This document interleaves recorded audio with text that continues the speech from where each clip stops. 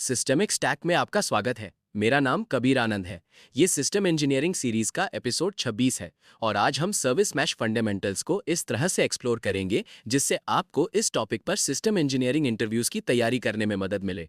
जब आप सैकड़ों माइक्रो सर्विसेज के साथ डील करते हैं तो एक समय ऐसा आता है जब आप एक ऐसी दीवार से टकराते हैं जहां मैनुअल नेटवर्किंग फेल हो जाती है। आज हम गहराई से समझेंगे कि कंट्रोल और डेटा प्लेन कैसे सिक्योरिटी और ऑब्जर्वेबिलिटी को ऑटोमेट करते हैं। इन लेयर्स को समझने से आप ये जस्टिफाई कर पाएंगे कि असल में कब एक मैश अपनी कॉम्प्लेक्सिटी के लायक होता है, जो डिजाइन इंटरव्यूज में एक बहुत बड़ा सिग्नल माना जाता है।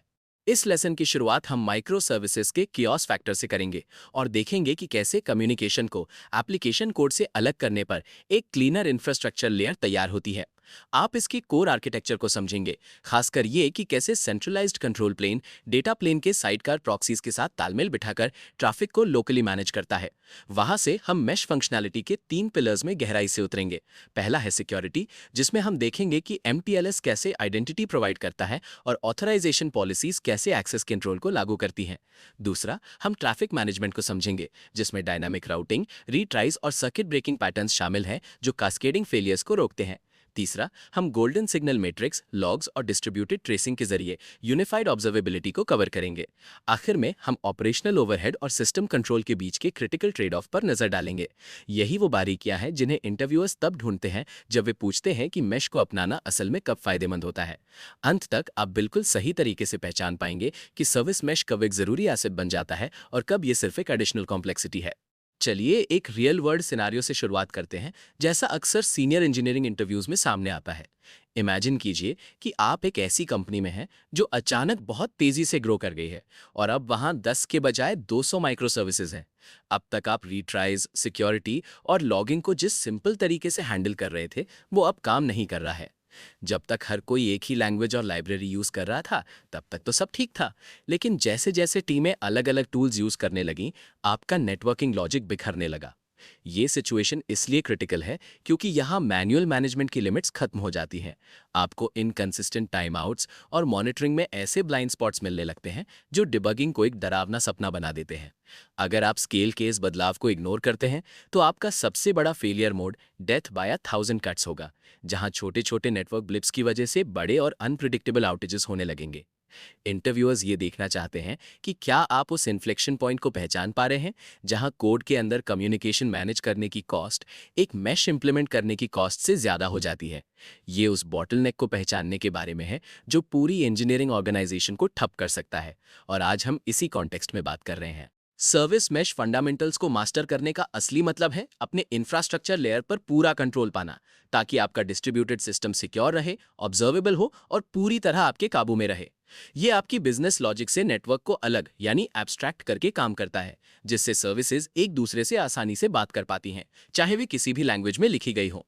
यहाँ सबसे जरूरी बात यह है कि ये आपको सिक्योरिटी पॉलिसीज और ट्रैफिक रूल्स के लिए एक ग्लोबल नॉब देता है, जिसे आप बिना एप्लीकेशन कोड की एक भी लाइन छुए कंट्रोल कर सकते हैं। किसी टेक्निकल इंटरव्यू में अगर आप सेपरेशन ऑफ कंसर्न्स के इस कॉन्सेप्ट को ठीक से समझा पाते हैं तो ये आपकी आर्किटेक्चरल मैच्योरिटी को दर्शाता है। यहाँ अक्सर एक गलती ये होती है कि लोग मैश को सिर्फ एक और लाइब्रेरी की तरह ट्रीट करने लगते हैं। अगर आप इसे अपने स्टैक की एक फंडामेंटल लेयर की तरह रिस्पेक्ट नहीं करेंगे तो आपको लीकी एब्स्ट्रैक्शंस का सामना करना पड़ेगा जो आपके डेवलपर्स को कंफ्यूज कर देंगे। इसे अपने माइक्रो सर्विसेज का नर्वस सिस्टम समझिए।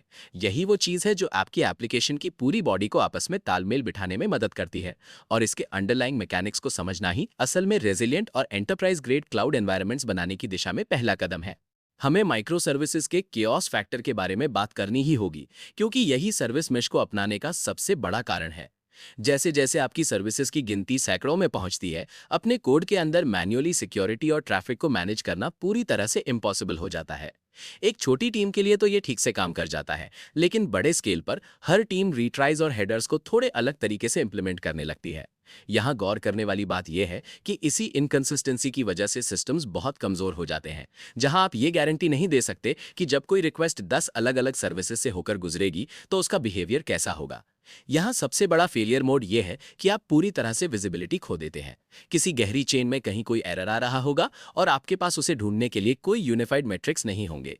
किसी इंटरव्यू में ये पॉइंट आउट करना कि मैनुअल मैनेजमेंट में गलतियों की गुंजाइश ज्यादा होती है और ये स्केल नहीं कर सकता, एक बहुत ही जरूरी ऑब्जर्वेशन है।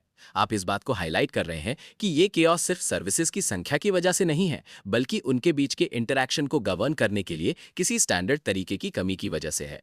इसी केओस को हम खत्म करना चाहते हैं और इसके लिए हम जिम्मेदारी डेवलपर से हटाकर सीधे प्लेटफॉर्म पर डाल देते हैं। इंफ्रास्ट्रक्चर लेयर को डिफाइन करना उस अफरा तफरी या केओस को व्यवस्थित करने का पहला कदम है। सर्विस मैश एक डेडिकेटेड लेयर की तरह काम करता है, जो आपकी एप्लीकेशंस के बिल्कुल बगल में बैठता है और बिजनेस लॉजिक से अलग हटकर सारी सर्विस टू सर्विस कम्युनिकेशन को इंडिपेंडेंटली हैंडल करता है। यहाँ सबसे ज़रूरी बात यह है कि ये एक क्लियर बाउंड्री बना देता है। डेवलपर्स सिर्फ फीचर्स पर फोकस करते हैं, जबकि प्लेटफॉर्म नेटवर्क को संभालता है। अगर आप इस लेयर को साफ तौर पर डिफाइन नहीं करते हैं, तो नेटवर्किंग कोड हर रिपॉजिटरी में इधर उधर फैल जाता है, जो लॉन्ग टर्म मेंटेनेबिलिटी के लिए एक बहुत बड़ा फेलियर मोड है। इंटरव्यू के दौरान आपको इस बात पर जोर देना चाहिए कि ये लेयर पॉलिसीज लागू करने का एक यूनिफॉर्म तरीका देती है। चाहे कोई सर्विस गो में लिखी हो, जावा में या पाइथन में, मैश उन सभी को एक ही तरह से ट्रीट करता है। नेटवर्किंग को इंफ्रास्ट्रक्चर की तरह न देखने का नतीजा डिपेंडेंसी हेल होता है, जहां आप सिर्फ एक टाइम आउट सेटिंग बदलने के लिए दर्जनों टीमों की क्लाइंट लाइब्रेरीज को लगातार अपडेट करते रह जाते हैं। इस डेडिकेटेड लेयर को एस्टैब्लिश करके हम ये पक्का करते हैं कि नेटवर्क एक रिलायबल और इनविजिबल यूटिलिटी की तरह काम करे, ना कि इंजीनियरिंग ऑर्गेनाइजेशन के लिए घर्षण या फ्रिक्शन का एक परमानेंट सोर्स बना रहे। Decoupled communication management service mesh की एक सुपर पावर की तरह है। ये काम कैसे करता है? ये सर्किट ब्रेकिंग और रीट्राइज जैसे कॉम्प्लेक्स नेटवर्किंग लॉजिक को एप्लीकेशन कोड से बाहर निकाल देता है और उसे मैश में मूव कर देता है। यहाँ सबसे ज़रूरी बात यह है कि इसकी वजह से आपकी सर्विसेज लीन रहती हैं और सिर्फ अपने असली काम पर फोकस कर पाती हैं। उस डेवलपर की राहत के बारे में सोचिए जिसे अब खुद कॉम्प्लेक्स एमटीएलएस हैंडशेक या sophisticated load balancing algorithm implement करने की चिंता नहीं करनी पड़ती। हालांकि यहाँ आपको जिस फेलियर मोड पर ध्यान देना है वो है इस डीकपलिंग से आने वाली एक्स्ट्रा लेटेंसी और रिसोर्स ओवरहेड। अब हर रिक्वेस्ट को एक एक्स्ट्रा हॉप से होकर गुजरना पड़ता है और अगर आपका मैश सही तरीके से ट्यून्ड नहीं है तो ये काफ़ी बढ़ सकता है। इंटरव्यू में इस ट्रेड ऑफ को मानना बहुत ज़रूरी है। आप डेवलपर वेलोसिटी और ऑपरेशनल कंसिस्टेंसी तो हासिल कर रहे हैं, लेकिन इसके बदले आप थोड़ा एक्स्ट्रा सीपीयू और कुछ मिलीसेकंड्स का डिले दे रहे हैं। एक स्ट्रॉन्ग कैंडिडेट जानता है कि डीकपलिंग कोई फ्री लंच नहीं है। ये परफॉर्मेंस के बदले सिस्टम वाइड रिलायबिलिटी और मैनेजेबिलिटी को बड़े लेवल पर बढ़ाने का एक कैलकुलेटेड फैसला है। कंट्रोल प्लेन पूरे सर्विस मेश का एक सेंट्रलाइज्ड ब्रेन यानी दिमाग की तरह काम करता है। इसका काम आपकी हाई लेवल पॉलिसीज को लेना है, जैसे कि सर्विस ए सिर्फ सर्विस बी से ही बात कर सकती है, और फिर उन्हें सिस्टम के सभी प्रॉक्सीज के लिए स्पेसिफिक कॉन्फ़िगरेशन में ट्रांसलेट करना है। यहाँ सबसे जरूरी बात यह है कि ये आपको पूरे नेटवर्क के बिहेवियर को मैनेज करने के लिए एक सिंगल पॉइंट ऑफ अथॉरिटी देता है। अगर ये सेंट्रलाइज्ड ब्रेन ना हो तो आपको फिर से सैकड़ों इंडिविजुअल एंड पॉइंट्स को मैनुअली कॉन्फ़िगर करना पड़ेगा, जो आगे चलकर एक बड़ी मुसीबत बन सकता है। अब इंटरव्यू के हिसाब से क्रिटिकल फेलियर मोड पर बात करना जरूरी है, और वो है खुद कंट्रोल प्लेन की अवेलेबिलिटी। अगर ये डाउन हो जाता है तो आपके डेटा प्लेन प्रॉक्सीज आमतौर पर अपनी लास्ट नोन कॉन्फ़िगरेशन के साथ चलते रहेंगे, लेकिन आप कोई भी नया बदलाव पुश नहीं कर पाएंगे।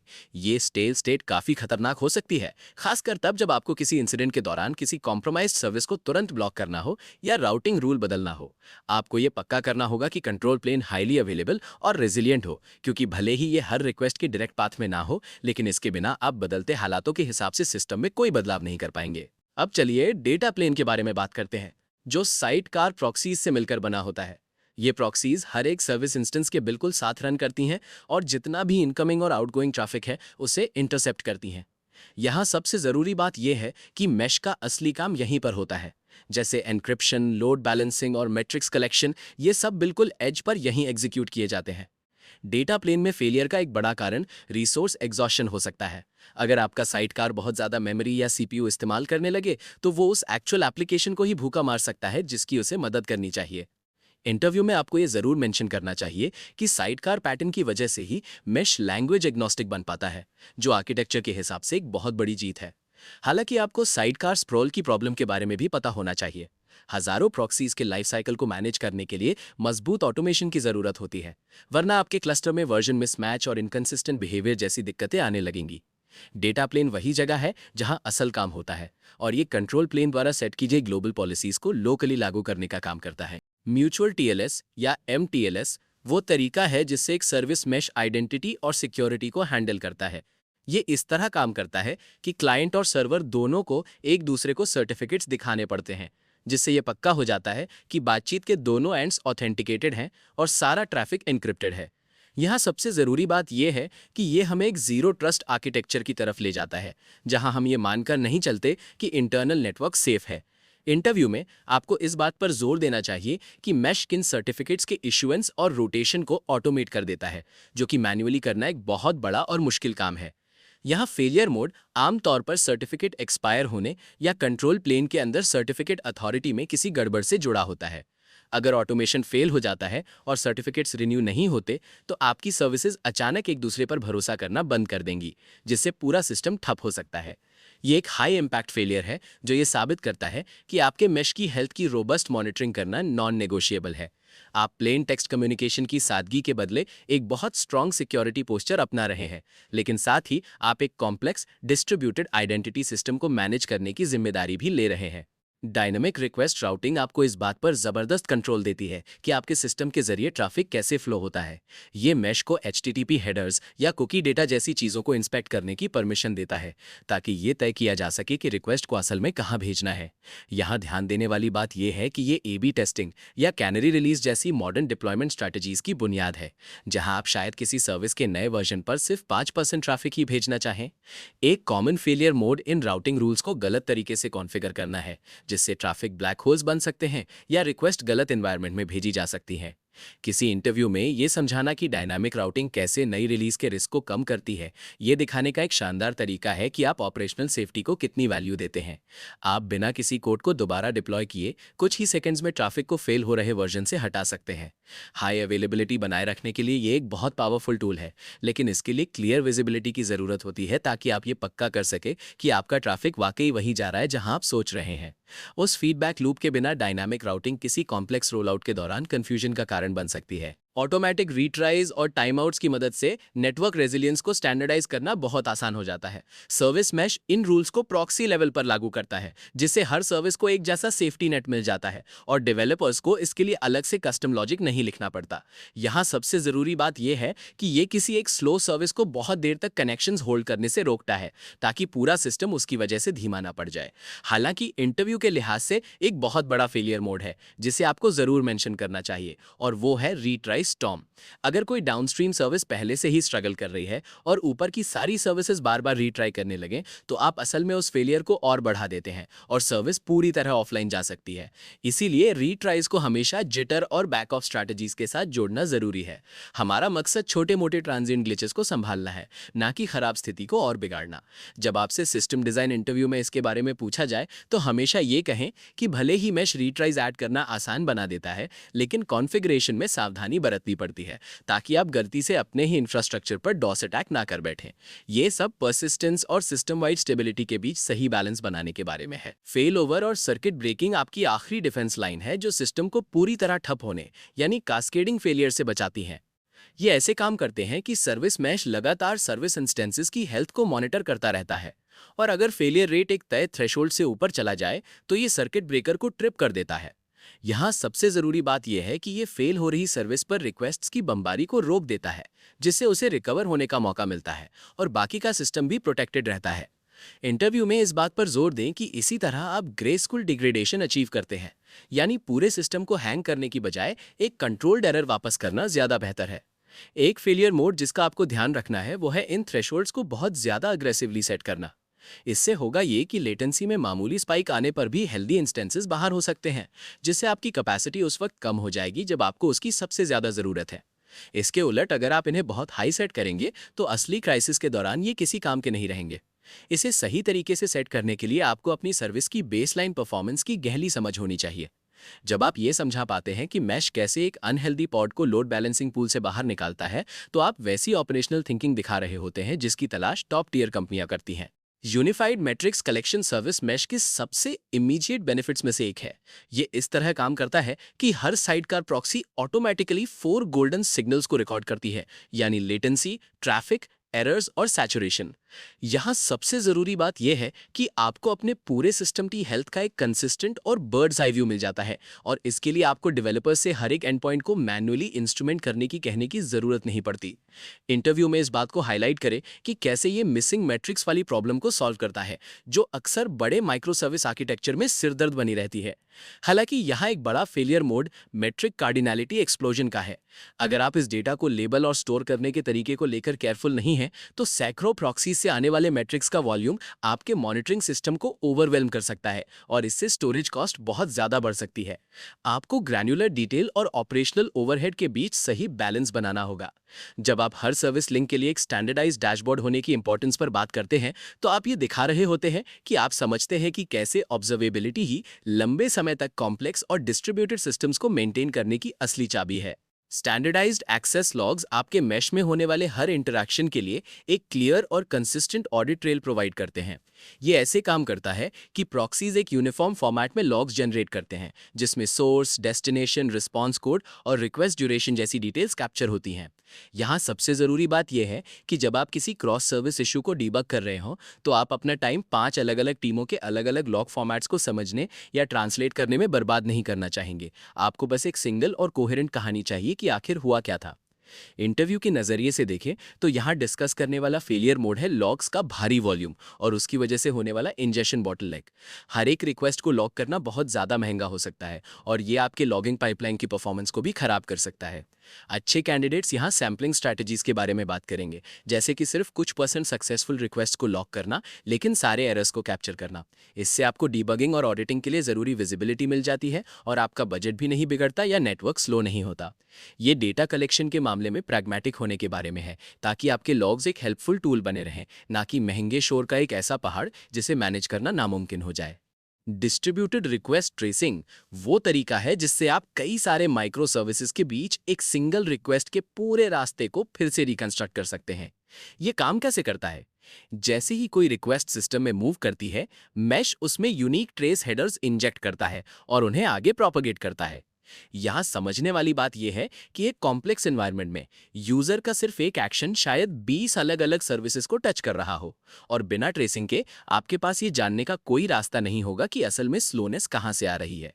किसी टेक्निकल इंटरव्यू में आपको एक बहुत ही क्रूशियल फेलियर मोड के बारे में बताना होगा, और वो है हेडर प्रोपगेशन। भले ही मैश सारा भारी काम खुद कर लेता है, लेकिन एप्लीकेशन कोड को अभी भी उन हेडर्स को इनकमिंग रिक्वेस्ट से लेकर किसी भी आउटगोइंग कॉल तक पास करना पड़ता है। अगर कोई डेवलपर ऐसा करना भूल जाता है, तो ट्रेस वहीं टूट जाता है और आप विजिबिलिटी खो देते हैं। ये एक बहुत ही कॉमन गलती है, जो ये साबित करती है कि मैश होने के बावजूद आपको एप्लीकेशन की तरफ से एक बेसिक लेवल के कोऑपरेशन की जरूरत पड़ती ही है। किसी डिस्ट्रीब्यूटेड सिस्टम में परफॉर्मेंस बॉटलनेक्स को सही मायने में समझने का ट्रेसिंग ही इकलौता तरीका है, और इसमें माहिर होना एक सीनियर सिस्टम इंजीनियर की पहचान है। सर्विस मैश में सिक्योरिटी का मतलब सिर्फ एन्क्रिप्शन नहीं है, ये फाइन ग्रेन एक्सेस कंट्रोल के बारे में है। ये ऑथराइजेशन पॉलिसीज लागू करके काम करता है, जो बिल्कुल सटीक तरीके से बताती हैं कि किन सर्विसेज को कौन से एपीआईज कॉल करने की परमिशन है। यहाँ सबसे जरूरी बात यह है कि यह नेटवर्क लेवल पे प्रिंसिपल ऑफ लीस्ट प्रिविलेज को लागू करता है। इससे यह पक्का हो जाता है कि अगर कोई सर्विस कॉम्प्रोमाइज हो भी जाए, तो अटैकर आपके सिस्टम में आसानी से लैटरल मूवमेंट नहीं कर पाएगा। इंटरव्यू में आपको यह जरूर मेंशन करना चाहिए कि ये पॉलिसी सेंट्रली मैनेज की जाती हैं, लेकिन साइडकार प्रॉक्सीज द्वारा लोकली एनफोर्स होती हैं। इसमें एक बड़ा फेलियर मोड मिसकॉन्फ़िगरेशन है, जहां कोई पॉलिसी बहुत ज़्यादा रिस्ट्रिक्टिव हो जाती है और गलती से लेजिटिमेट ट्रैफिक को ब्लॉक कर देती है, जिससे प्रोडक्शन आउटेज हो सकता है। आपको यह भी सोचना होगा कि जैसे जैसे आपका सिस्टम इवॉल्व होता है, इन पॉलिसीज को मैनेज करना कितना कॉम्प्लेक्स हो सकता है। बिना क्लियर ओनरशिप और नेमिंग कन्वेंशंस के आपके सिक्योरिटी रूल्स एक उलझा हुआ जाल बन सकते हैं, जिसे कोई समझ नहीं पाएगा। गोल ये है कि आपके एपीआईज के चारों ओर एक ऐसा रिंग ऑफ प्रोटेक्शन बनाया जाए जो रोबस्ट भी हो और मेंटेनेबल भी, ताकि आपको कॉन्फिडेंस रहे कि आपका डेटा सिर्फ वही सर्विसेज एक्सेस कर रही हैं जिन्हें उसकी वाकई ज़रूरत है। इंटरव्यू के लिए सबसे ज़रूरी चीज़ों में से एक ये जानना है कि सर्विस मैश को कब अडॉप्ट नहीं करना चाहिए। ये तब सबसे अच्छा काम करता है जब आपके पास एक बड़ा और कॉम्प्लेक्स सिस्टम हो, लेकिन इसका ओवरलेट काफ़ी रियल है। यहाँ ध्यान देने वाली बात यह है कि मैश से ऑपरेशनल कॉम्प्लेक्सिटी, लेटेंसी और रिसोर्स कॉस्ट बढ़ जाती है। अगर आपके पास सिर्फ 5 माइक्रो सर्विसेज हैं, तो मैश यकीनन ओवरकिल है। कई ऑर्गेनाइजेशंस में एक बहुत बड़ा failure mode resume driven development होता है, जहां टीमें सिर्फ इसलिए मैश अपना लेती हैं क्योंकि ये ट्रेंडी है, लेकिन बाद में उन्हें पता चलता है कि इसने उनके सिंपल सिस्टम को मैनेज करना और भी मुश्किल बना दिया है।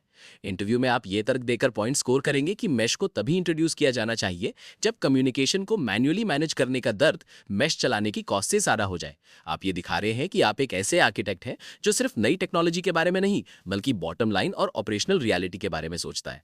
ऑब्जर्वेबिलिटी और सिक्योरिटी के फायदों को हमेशा बढ़े हुए कॉग्निटिव लोड और इंफ्रास्ट्रक्चर कॉस्ट के साथ तौले।